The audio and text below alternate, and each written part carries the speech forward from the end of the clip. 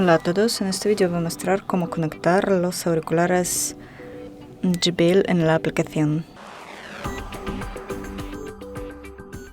Los auriculares ya deben estar conectados al teléfono. Descargamos la aplicación JBL Headphones.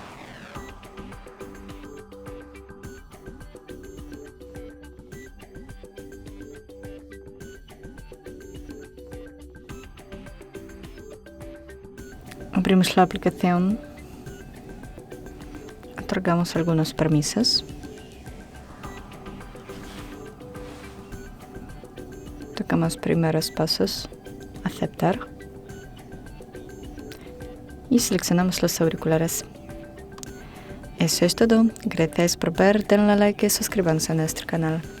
Adiós.